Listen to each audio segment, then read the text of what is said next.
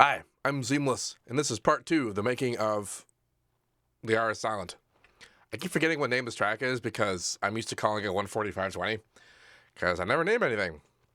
Um, anyway, today, this is all about sound design. Now, every single thing in this track, except for the things that were just samples and samplers, like I covered in the elements on the time, I'm not going to talk about the East-West stuff, because they're just samples. But all the other stuff that I did and that was unique in this track was based on resampling using the channel settings in FL. That's this here. This is why I called it in the how to base that I used, that I mentioned it, I called it channel resampling. Really, it's just normal resampling, and it's doing so using the tools available to you in the channel. Stuff like time stretching and pitching, and sometimes I also screw with the pogo settings, which just moves the sample around, and it's a little weird. But what like all the bases I did that for very clearly, but then also some of the less obvious things, like this guy that shows up here, like that thing is this guy, then resampled a bunch to be that, and it's usually just one step, like, you know, stretch it and there it is. Every once in a while I would have stretched something, saved it, stretched it again, saved it, stretched it again to get some interesting results, but those aren't super easily repeatable unless I took a serious notes about what I did, and generally speaking I didn't. But that's okay, because the changes were really they were very superficial, and the ultimate result of what you got mattered more about what the source was. So let's just get right into the bass, since literally everything in this track is based on this concept here.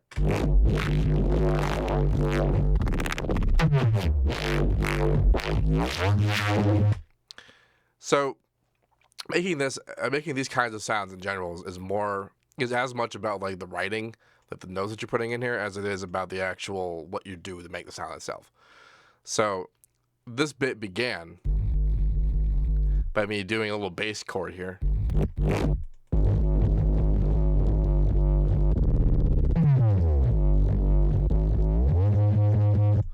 So the movement and like the sliding and the bass chords and the very low notes and all those things caused certain tones to be, you know, a bit different. Like, as much as they are still the same sounds. Like if I recorded this note with all the effects out and pitched it up an octave, it would not sound the same as if I just played the octave. I know, because I tried that. That's what actually this giant guy is. This is actually one of the sets. Only it's an octave lower and it's twice as long, and then I just pitched it up to see what would happen, and it's one of these guys. I think it's this one. Nope. This one? Nope. It's that one, and it sounds really weird. So, I mean, this might seem very obvious to you, but like starting out with what note you're choosing to use will give you a different kind of tone.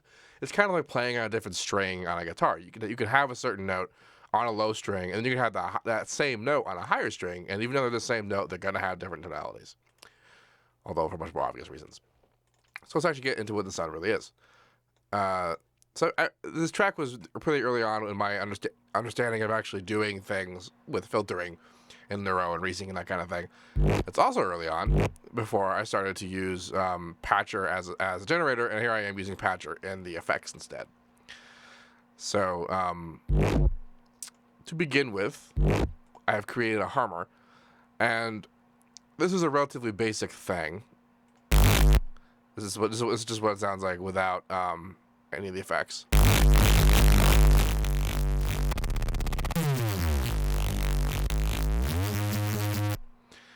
And what's going on here is that I started out by messing with the harmonic units of phase. You can kind of see that the waveform is a little screwed up, and that's because of the phase change I've done here. What this is just a line that goes from here to here, and then it is set to the wave line type, and you know, you can change around the properties of the waveform, you know, what oscillation is going on in between it. I find that because if you zoom in, you can see these represent each individual harmonic, and then the phase set position for each of the harmonics. And if I do just a straight line, or if I do like a very even my best attempt at randomness, it won't quite have what I wanted, which is to say, can like all different phases kind of thing. And that's what that ended up being.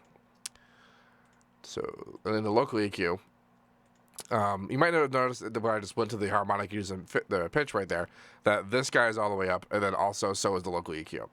And this has to do with a particular property of sub when it's introduced to distortion against all the other frequencies. That kind of rounded sound and feeling. And also, you can see that the sine wave is very prevalent. That's because of the local EQ's decision to have it very prominent. And so, and when pushed into to harder distortion, this makes it very, like I said, more rounded. But it also accentuates the Reesing abilities, like type. Like in the harmonic user pitch window, what this is saying is that I'm actually having a bigger pitch difference on the lower harmonic than do all the other harmonics. And because that harmonic is also louder, it is oscillating, phase canceling in and out against the distortion much harder.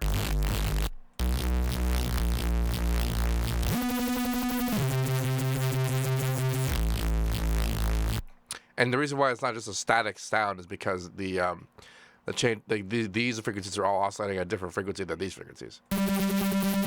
So you get a kind of like alternate sound going on in there. And I just set it to A pitch and A phase. That's how it sounded good. And I don't think I did anything else in the sound, because everything else that matters happens up here. So first I began with an EQ. I'm pretty sure I might have put this EQ before the distortion. A little extra saturation there. And then the patcher. Notice that incredibly harsh sound, which sounds almost too harsh by itself, is just not harsh anymore because of what we're doing with all this here.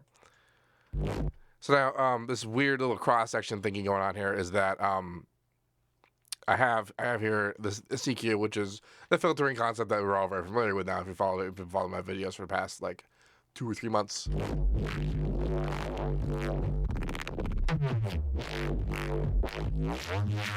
This is a bandpass and 3 notches. Now, automation for this is actually very important about how you handle this and like what kind of ideas you want to have for them. And when I'm making it, if you've ever watched me make these, it seems like I'm doing very random things. And I am kind of doing random things, but they are within parameters. And certain parameters, for example, for bandpasses, the bandpass is what's going to determine the main rhythmic feel of the sound. For this one, this is the first bandpass, and these are the 3 notches that are in that particular EQ that we just looked at. This one is one that comes later, but then what this is showing us is what we have here. You can see a difference between what I do with the bandpass and what I do with the notches. What I do with the bandpass is that, again, I create the rhythm. I don't want to go too high, because if I do go too high, then it's too high frequency. The rhythm and the feel that we know of the sounds that are based on bandpasses are like low to high mid range of frequency usage. So that's kind of where I'm sticking around with the bandpass. The notches they exist primarily to change the color of the sound over time, and then that's what gets bandpassed. This is all happening at once, even though you know there's a list here. These are all happening at the same time in the same plugin. There's not really an order issue. But what the 3 notches are doing is that they're coloring the sound to sound a certain way, and then the bandpass is passing through that, and that gets us this kind of gurgly, almost talky feel, very evil sounding thing, because those particular holes of movement in the frequencies are what we identify with in terms of speech. And the crisscrossy business that's going on in the patcher is that first EQ is all the filters, and then this EQ is the sub. And at first, the point of that was that I wanted to introduce the sub also like as a static thing into into the saturation to reinforce it, but also to give that rounded Reesing feeling that we were talking about before. But then, as I was kind of experimenting, I put both into both different distortions, just to see what would happen, and I kind of like the results. I have an EQ going on both of them to kind of color the sound appropriately.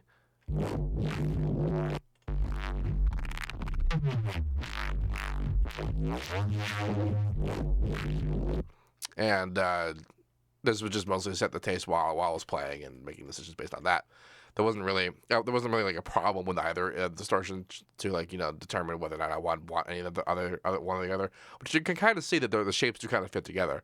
There's a big hole here, there's a big hump here, there's a kind of a boost here, and there's a big cut here, and then there's bass here, and there's no bass there. So like they do kind of fit together that way.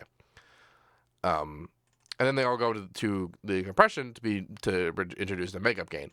Now I call this makeup gain, which is normally something that you attribute with using compression in the first place, but the act of doing this kind of filtering with the EQ seriously reduces the level. Like you can barely even see it.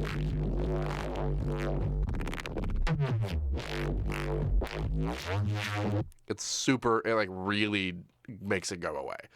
And so we use the compression, especially multi-band compression, because then we're able to kind of identify where the sub is, where the mid is, where the high is, and then we can bring it back individually.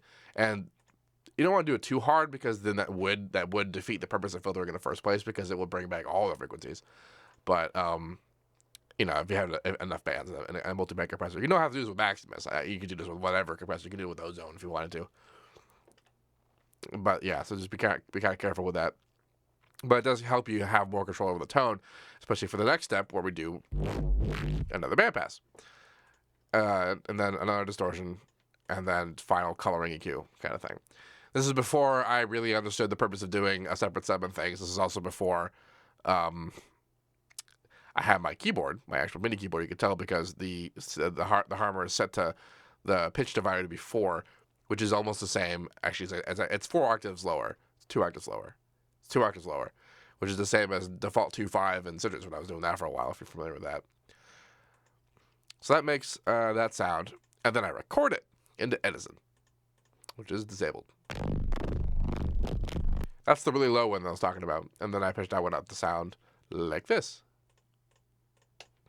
which I muted.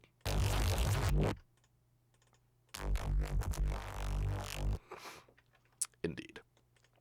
Now, once we have that, we move on to channel resampling, or just regular resampling. That's from a different project. That's from a different project. It's also from a different project. I don't know what that is. That's also from a different project. That's that one. That's that one.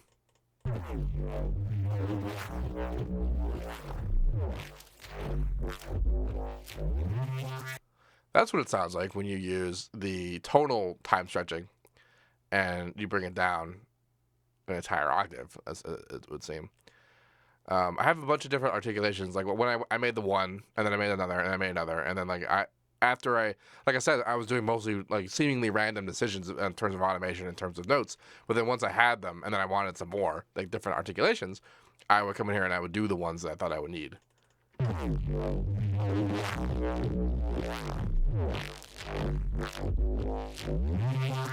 That one was this guy.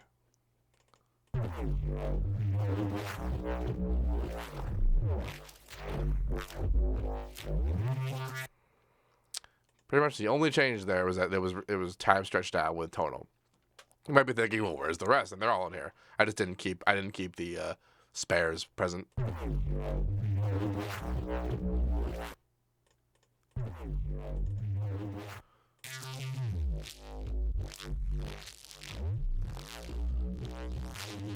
Now, some of these I made changes and I made clones on the spot because I had different ideas about what I wanted to do. And like, I don't even remember what this was originally, but it was a sound that I time stretched to hell and back, and I just cut up and around. Now, I talked about arrangement of these sounds in part 1 of this video, and if you missed that, I recommend you watch it because there's a lot about how I cut this up and arranged it. But the short of it is that I just cut up to be the bit that I wanted to fit in the particular moment in time, and then I took the slip tool and messed around with it until I got the articulation that I wanted in the particular moment.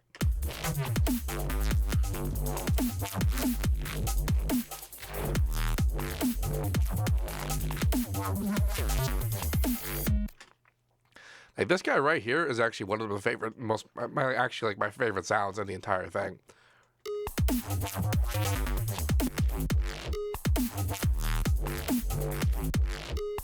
Yeah, it is over here. And the whole The only thing that changed between this and the original is that I pitched it up an octave, which on its own is a bit too much. It's too high frequency. The tone's all weird, but for specific moments there, it actually works out. So then, you cut it up there and you use only that moment, and then it works out. It does the job.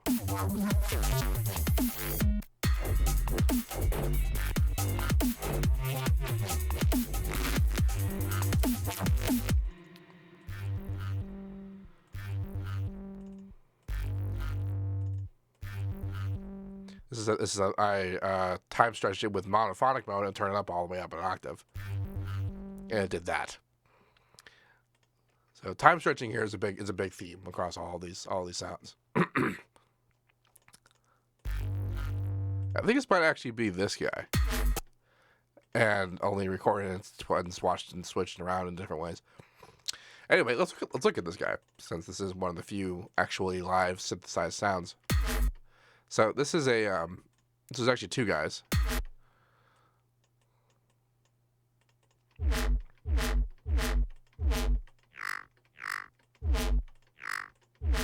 That's what that is.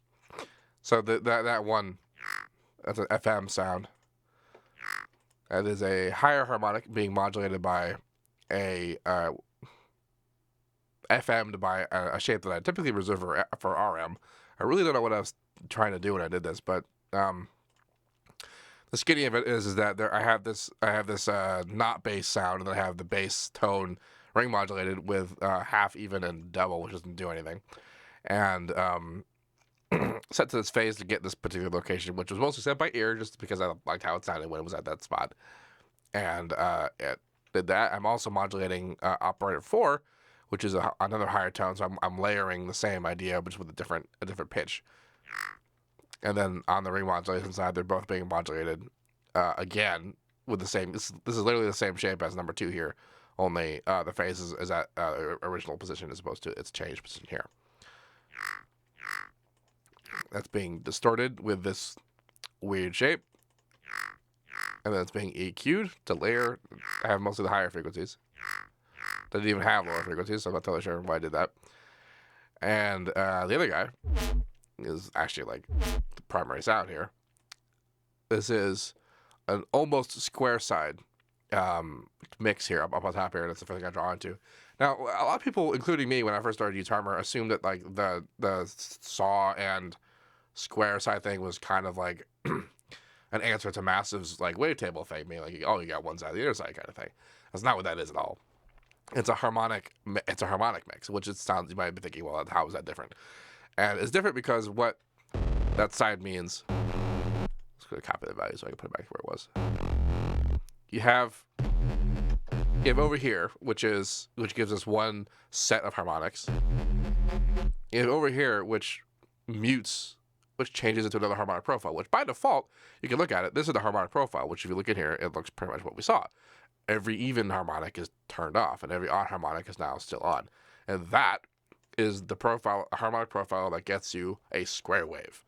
And the other harmonic profile gets you a saw wave. Only reason why it's not a saw wave is because I have the harmonic detune set to 2, which also puts it in a position of being a saw wave. And so the fact that we're moving the harmonics out with the square side over there actually just makes it something else entirely. You don't have to have this harmonic profile, but this is what it is by default, and that's typically what I keep it at. What else am I doing in here? I have a harmonic using pitch of this and a local EQ of a whole just louder than it was. That was kind of unnecessary. Harmonic phase of this kind of thing. So this is actually looks like a copy of the main sound that I used in the neuro resampling, which is kind of interesting. Filtering must be happening in post. No. What am I automating? A free filter somewhere. Oh, it's in here. Yeah, so the two sounds are being compressed together. And then there's a filter. It's just a low pass filter. And then an EQ to mix it in together. No biggie. I barely ever use that sound.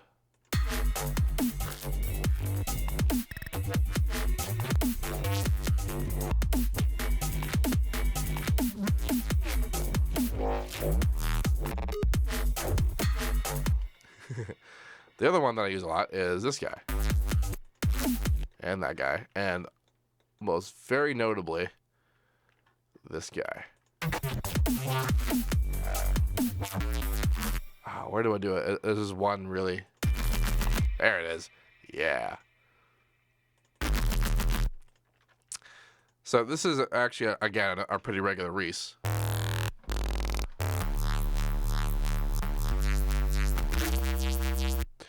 I am using the D2 that I mentioned before, so we're basically a square wave right now. And then I moved the D2 up slightly. Now what the D-tune does, it's actually kind of like Massive's frequency shifter, only it does it in the opposite direction. Whereas the frequency shifter in Massive brings the lower harmonic and squishes it up to the higher harmonics. The frequency shifter, the D-tune in Harmor, moves the harmonics away, the higher harmonics away from the lower fundamental. You can also bring them to the fundamental if you use the divider, and that will get you a similar like tone as the frequency shifter does.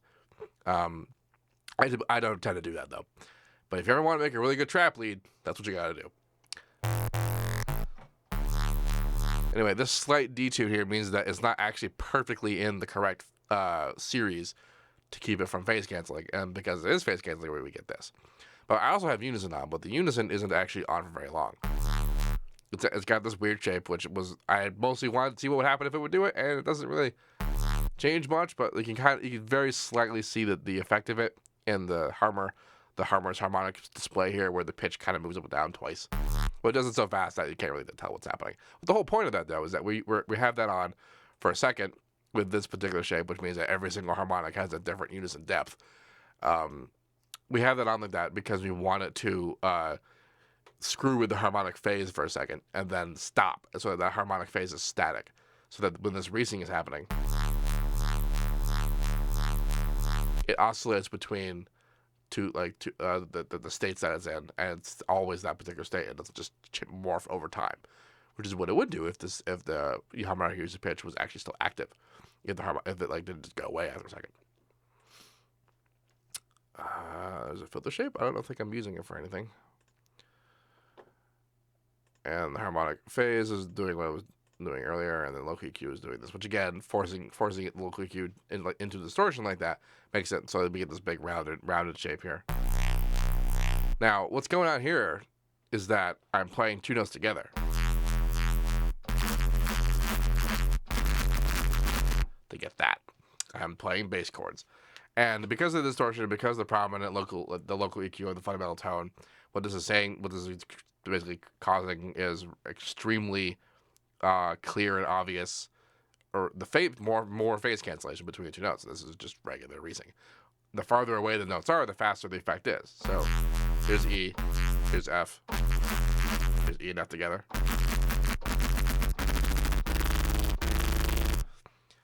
So we have these two notes, and when you have two notes in the same MIDI channel, which is to say the same color, different color means different MIDI channel, and you slide both of them down, it will actually slide them both together. That's what that was. And I do that a few times. I also play. This makes for a nice kind of like rippy effect.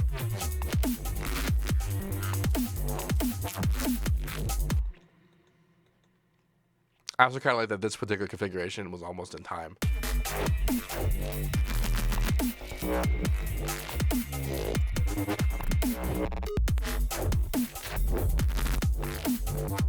And there again, I did it there, and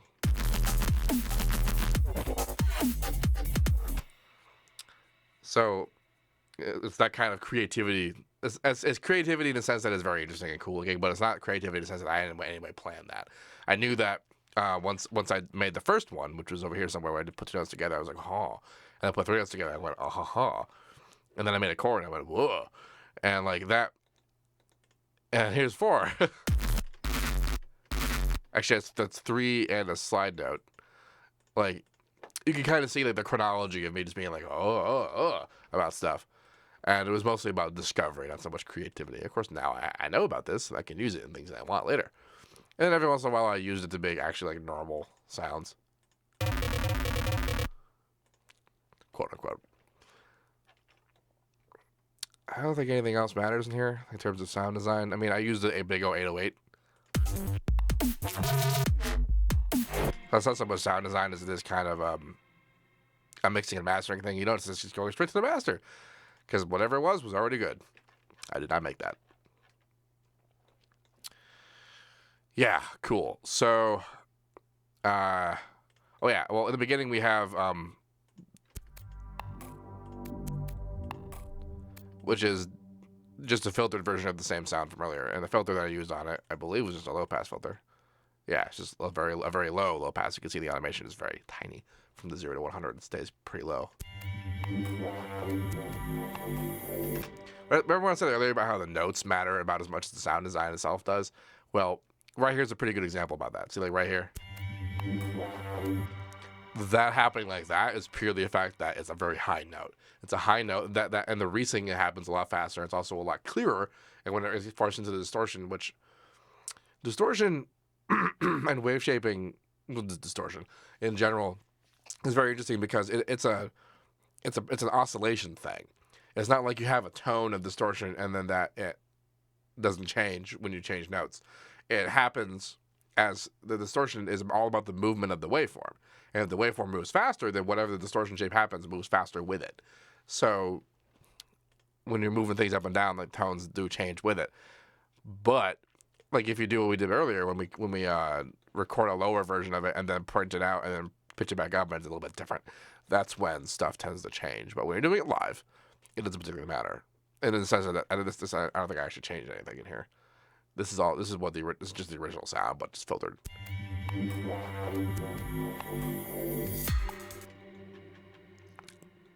And that's pretty much that. Cool. So if I missed anything that you actually wanted to know about, time stretched Eastern sounding thing. Lots of reverb. I really don't think I missed anything that mattered. But if I did, let me know and I'll talk about it later. Part 3 is coming. It's going to be about mixing and mastering. And there were some fun things about this track, like me automating the master release time on the Maximus for some reason. Find out why on part 3 of the making of the R is silent. If you have any questions about this, let me know. As usual, have a nice day.